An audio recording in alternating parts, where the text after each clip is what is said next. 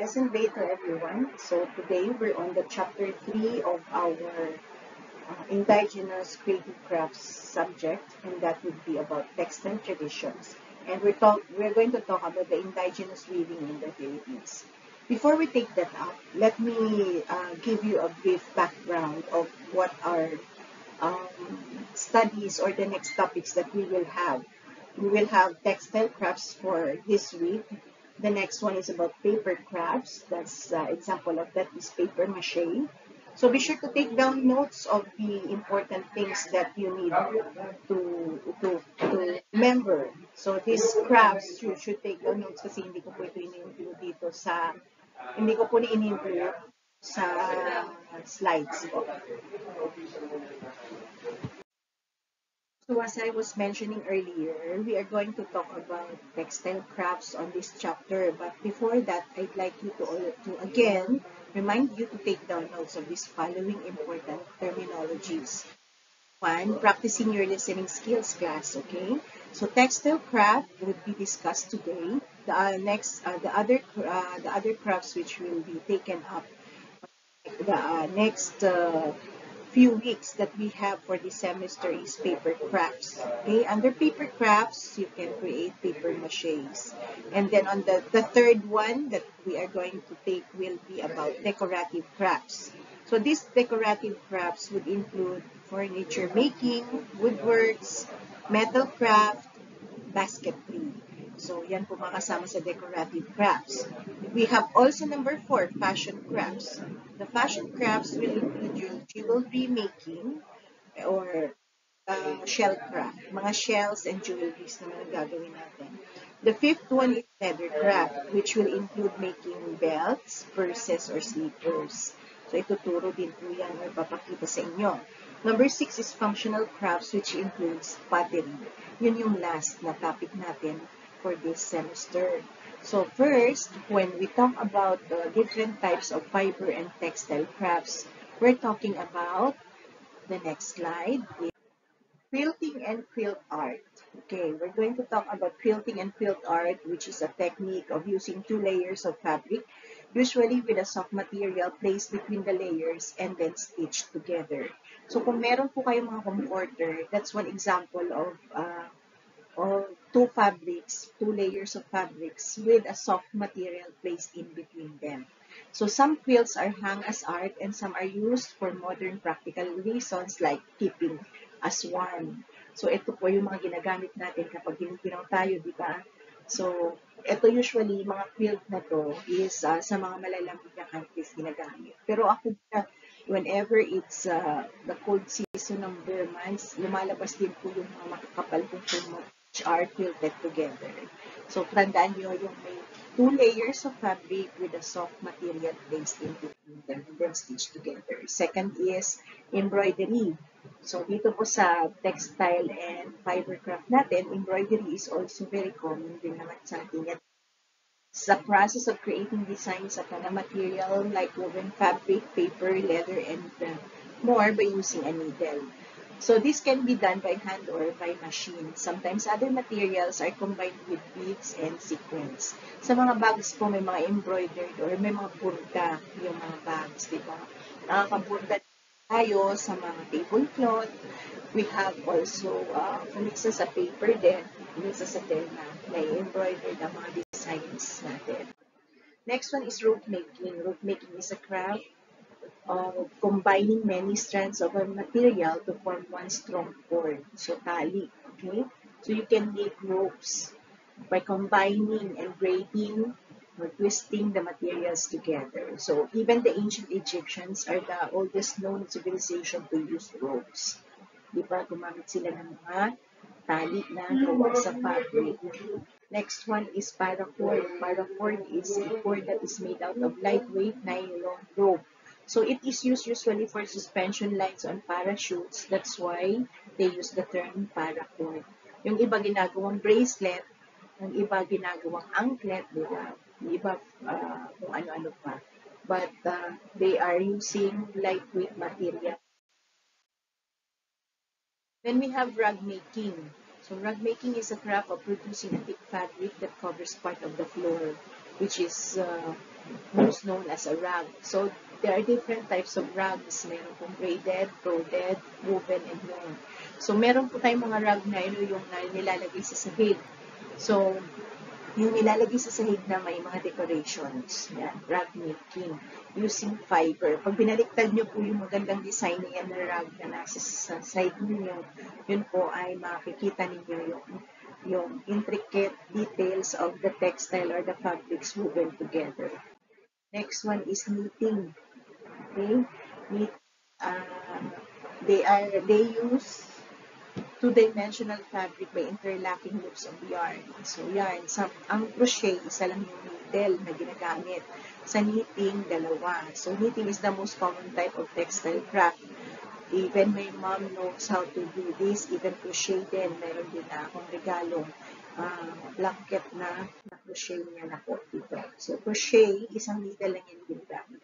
So knitting, crochet is a pattern fabric created by looping material with a hooked needle. So the most popular material used to crochet is the yarn. So ganun din naman sa knitting, di ba? Parang is done by using a crochet hook. Usually the word crochet comes from the French word crochet, which means small hook. Next one is shoemaking. Ito, napaka-familiar po nito kasi even our school, kaya isa po sa mga mandate ng ating institution is for leather craft, shoemaking, di ba?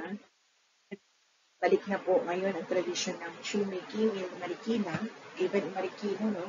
Ito po ang source of livelihood of many people. But we will be talking about leather craft more sa mga topics na mga susunod.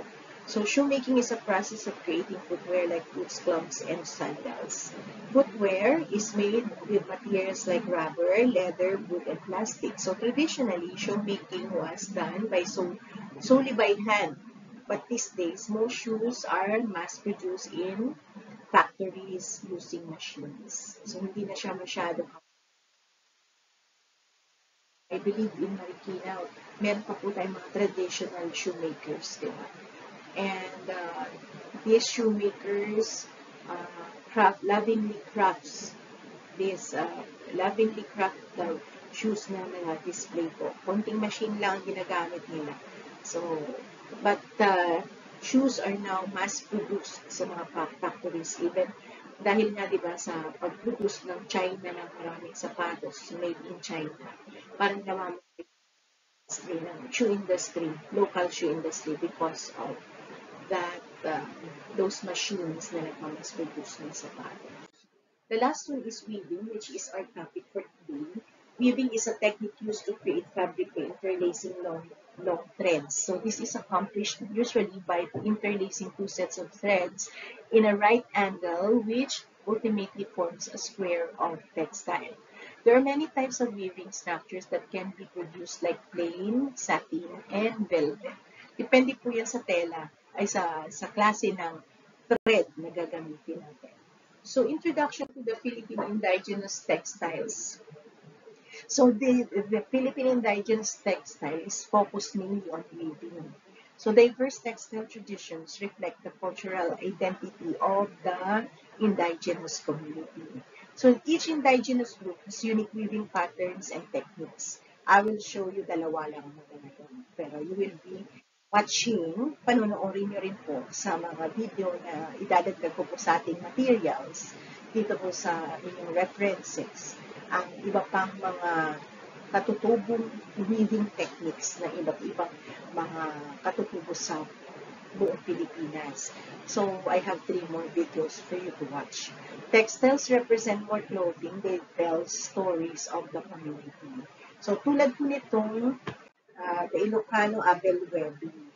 Originated in the Ilocos region of northern Philippines, and they use handwoven. They are woven using traditional backstrap look. So nakikita niyo po ba yan? Kahoy lang po yan ginagamit. Not something with machine or whatever, but kahoy po ang ginagamit with the help of certain manual labor. na kaya ako nabubuo. Intricate geometric designs ang mga pattern na mga to, and they usually have earth tone fabrics. Kumbaga, makakalikasan. Brown, they usually have brown, green. So, hindi siya hindi simple lang yung ginagamit nilang kulay. It's also known for its durability and craftsmanship. So, matibay ang mga tela at the same time, pinangangalagaan ang pagbuo ng mga to. So, the second one is the Tivoli dream weaving from Lake Cebu. Nalak fabric is made from abaca fiber. So, and weavers create patterns through the dream interpretations. Parang may binigay silang name. I just forgot to take down the name of the person na sinusunod nila yung patterns ng panaginip ng isang nakatatandang babae sa kanilang tribo. So each design has spiritual and cultural significance, and women pass down weaving skills through generations. So mga babae talaga sa kanilang Tivoli indigenous group, sila talaga ay pinag-aaralan nila at tinuturo nila sa kanilang mga anak na babae. So it's passed through from one generation to another. So the next thing that you need to learn about weaving is that backstrap loom is common across the different ethnic groups. And they have intricate patterns which require years of skill to develop. They also have communal weaving practices strengthening social bonds. So kumbaga, may communal weaving sila dahil talagang pinag-aaralan ng community nila yan. Hindi lamang ng isang pamilya, kundi ng kanilang mismong community. And this strengthens ang kanilang pagkakakilanlan bilang isang grupo or isang community. So how do weaving techniques differ from different regions? You need to watch some of the videos which I will also forward to you next after this short lecture. So next one is patterns. Sabi nga ba, dito di ba, patterns in both historical and mythological narratives. And this one, tingnan nyo, this one shows that Filipinos are taking care of animals, or they have domestication of animals. Man and creatures or animals live together in harmony. So that's an indication of a story to tell, di ba? Pag nakita mo yung picture na yan, alam mo agad kung ano yung kind of life or way of life na meron sila. It's also another thing is ceremonial clothing also represents tribal identity. So ito po, kapag iba po yung damit ng mga maharlika sa kanila o mga pinaka-leader, iba din yung mga babaylan nila, iba din yung kanilang mga ultimong mga tao lang nila, or the slaves. Makikita mo yung makikita mo kung ano nire-represent ng bawat isang nilalang na nandun sa kanilang grupo. In ancient times, dati sa mga monarchy ng mga bansa, only the rich can wear the velvet clothes. Ma-identify nila na mayaman ang isang tao. Even yung movie alam ng Aladdin, yung Aladdin, nakikilala ni Aladdin na galing si Jasmine from a rich family she came from the palace. Hindi niya nga lang alam na prinsesa. He was just thinking that isa sa mga mayayaman na nakatira sa palasyo si Jasmine, and not thinking that she is actually the princess. Ang akala niya lang, kasi sabi niya ni Jasmine, how did you know that I live in the palace? Oh, you have different clothes. Tingnan mo naman yung clothes namin. Iba yung tela ng clothes mo, iba yung sa amin. So that's one distinction. So ceremonial clothing also in our tribal communities or the indigenous communities ay nagpapakilala din kung ano yung status ng isang miyembro ng kanilang community. Contemporary challenges for these weavers or textile craft natin dito sa Philippines ng indigenous people is the declining number of traditional weavers.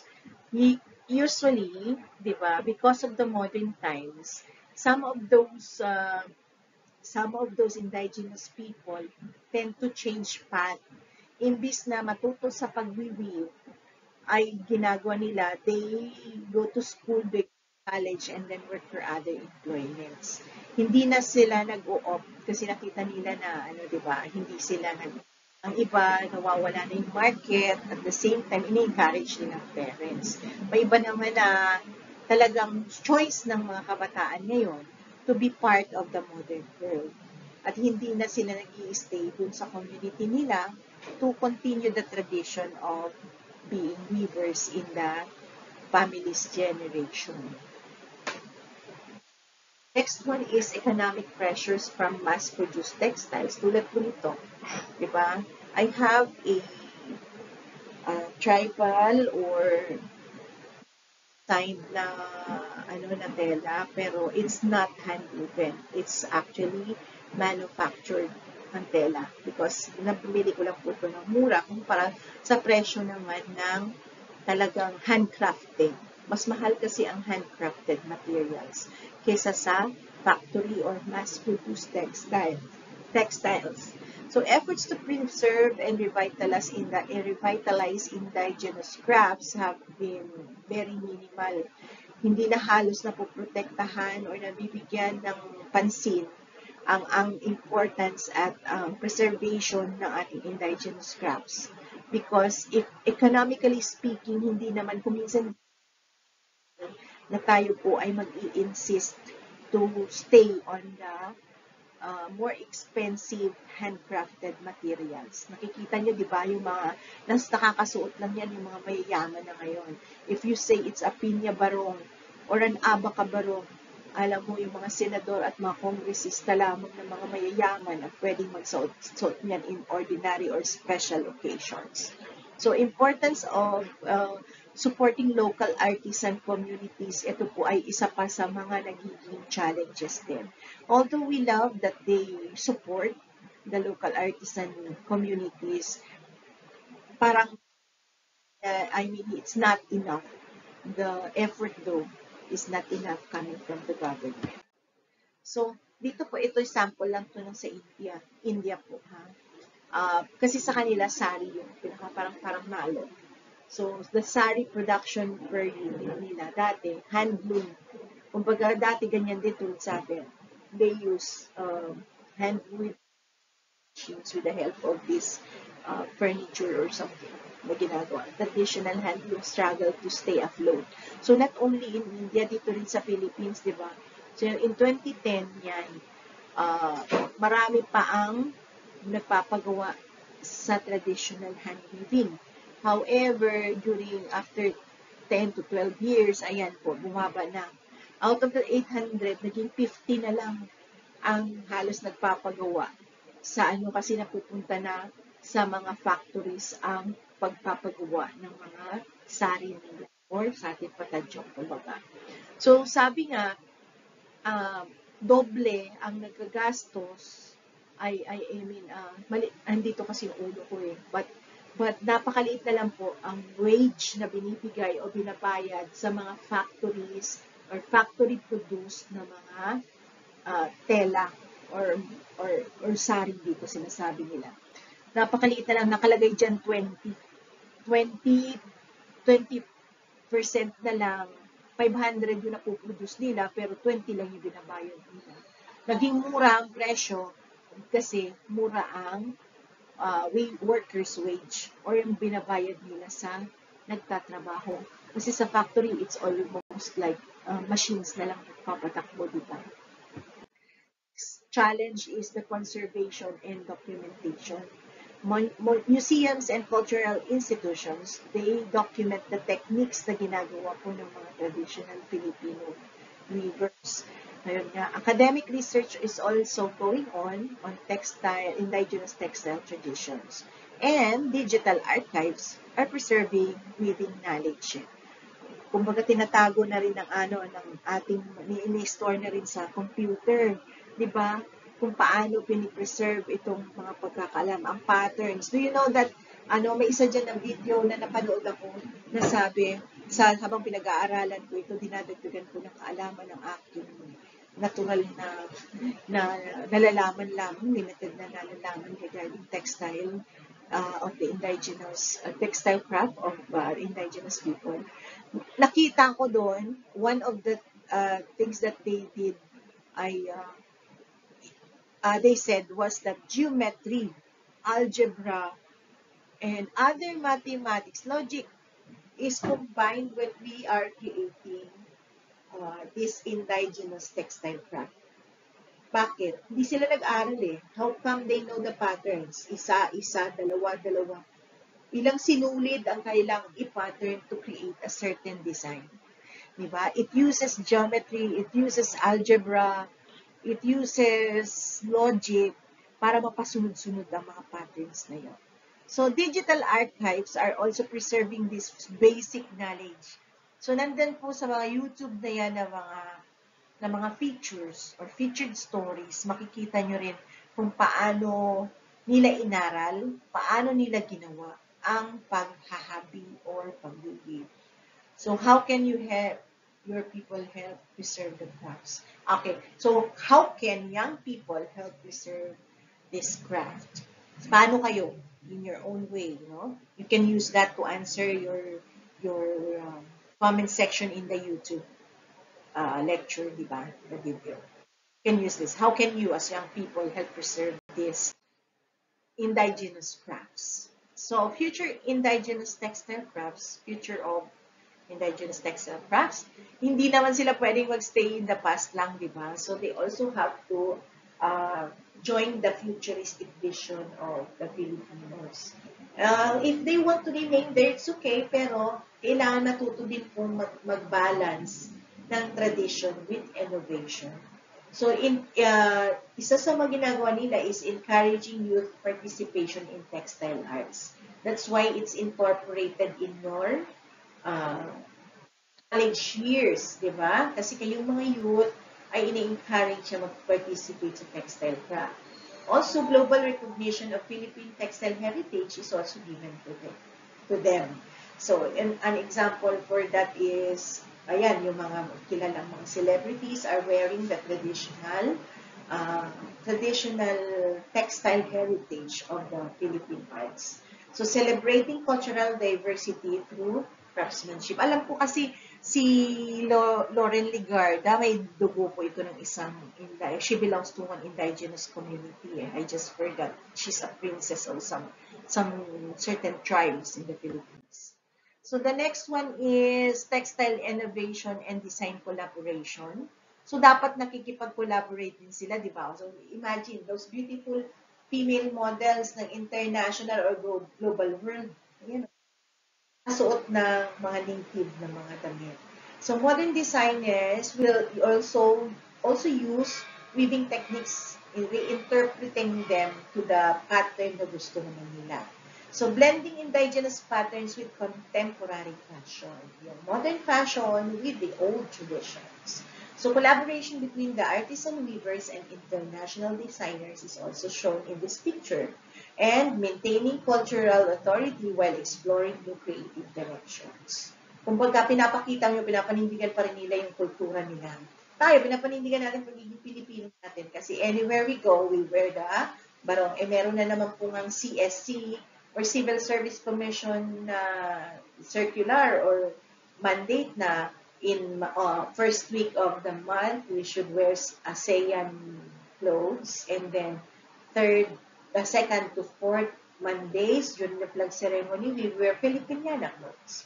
So we are on these occasions, we showcase Philippine craftsmanship and traditions. Nakikita doon yung mga damit na mga Pilipina, lalo na, or ng mga Filipino, ng mga barong, di ba? The intricate designs is one. I can also wear this one during flag ceremony. Di ba? Kasi I bought this design or pattern sa Indonesia. Kasi batik naman po yung kanilang national costume. So this could be a Southeast Asian world. Tingnan nyo, Filipina teacher yung gumagamit ng damit nila. Di ba? Because of the existing global community na napakadali na lang po magka-access ng damit from one country and wear it in another country. Di ba? So this is also their traditional clothes. Yan, batik. Well, this every Friday naman sa Indonesia sa school. So, every Friday is a batik day. So, we try to fit in. As Filipino teachers, we try to fit in with their traditional clothes.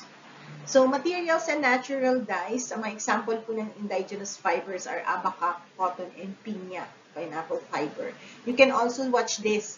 Kaya po mas mabilis lang ako ngayon, baka 30 minutes na itong ating lecture kasi mas matututo kayo dun sa ibang videos na idadagdag ko pa po dito. So, natural dye sources nila ay bark of the trees, the roots, the leaves, and the flowers. So, sustainable and or environmentally conscious practices. Hindi sila gumagamit ng mga siguro I don't know right now if they are using mixtures ng different colors, pero the natural dye sources nila talaga ay ito po, coming from the readily access around them in the community. They also have sustainable and environmentally conscious practices. Hindi sila gumagamit ng machines na nag-i-emit ng maraming usok and create pollution. Hindi siya environment friendly kapag nag-use ng machines. So, colors represent local flora and cultural symbolism. Kumbaga, ang red, ano ba sinisimbolo ng red? Mga maharlika. O, ito yung gray. What about the light brown? Yan. Mayroon pong mga meaning sa kanila ang mga kulay. So, sustainable textile practices are eco-friendly fiber production methods ang ginagamit. They also have carbon-neutral textile manufacturing. They have regenerative agricultural practices for natural fiber cultivation. Mapapanood nyo rin po yan sa video. I think it could explain more.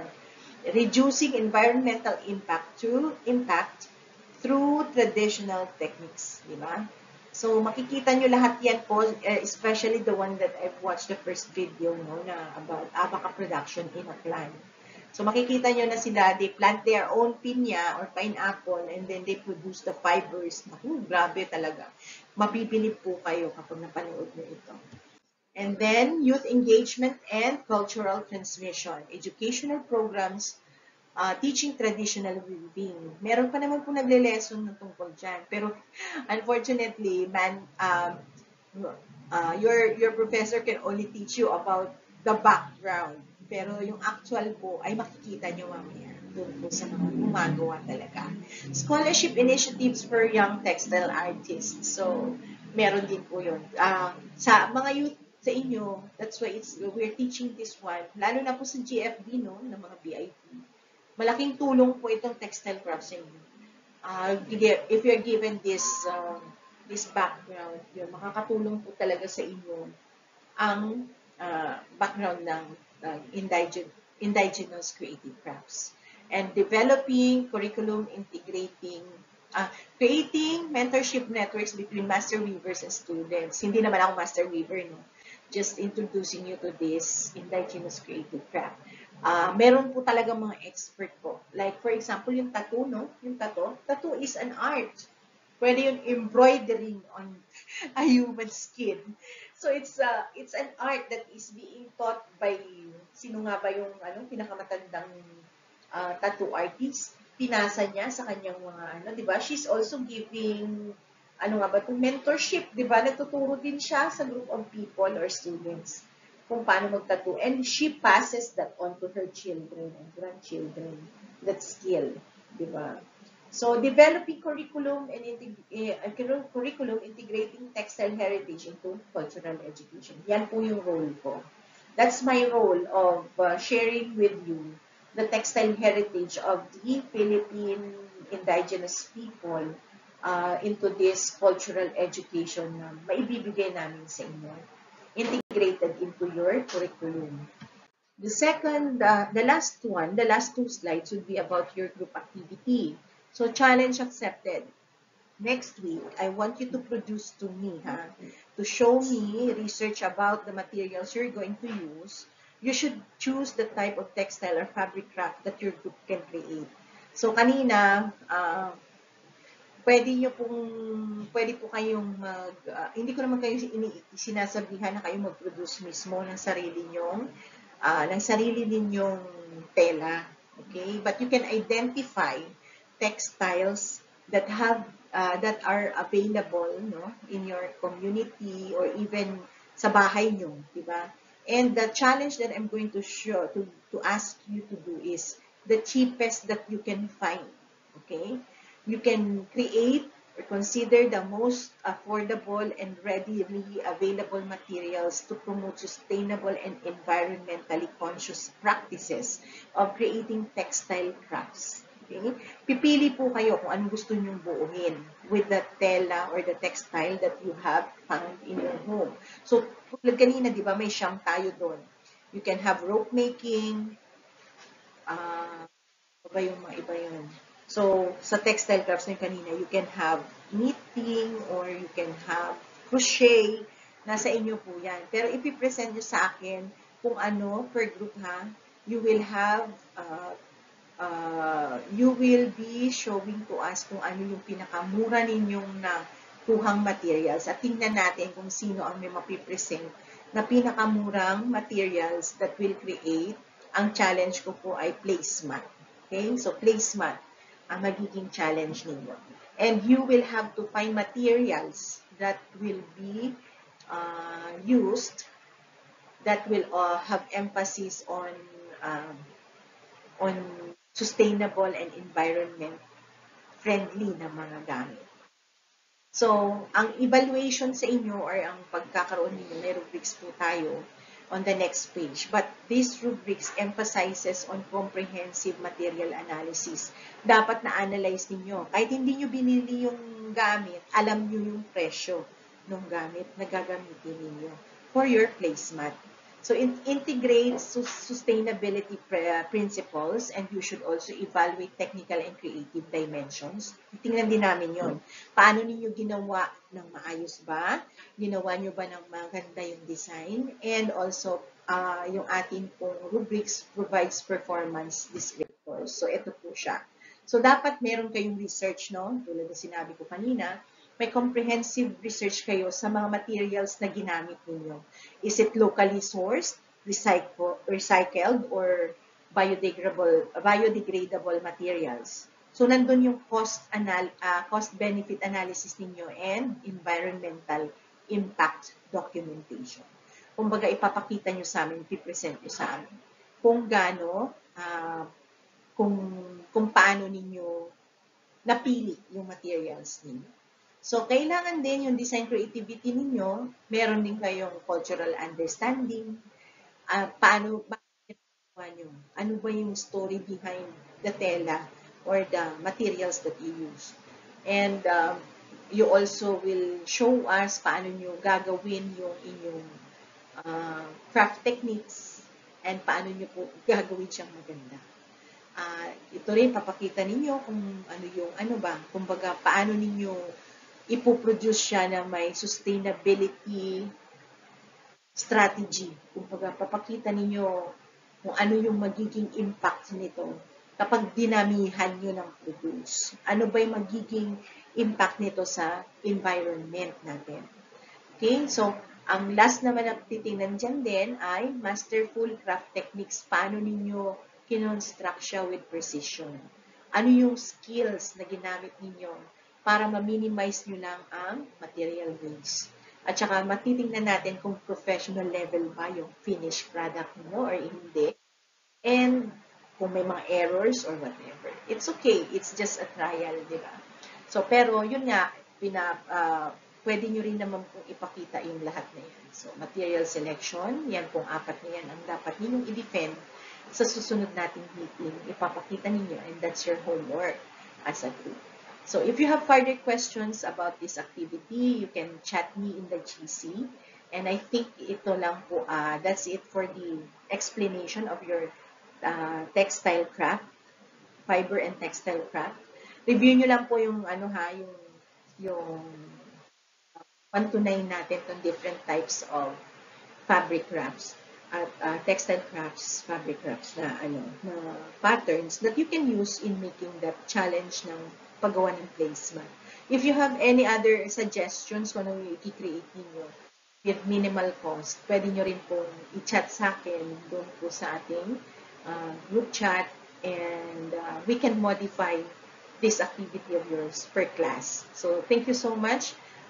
Further questions will also be entertained, or you can post it in the YouTube section, comment section, or in the address it during our Gmeet for the review before our next quiz. So thank you and have a good day. And I hope you learned something a lot today.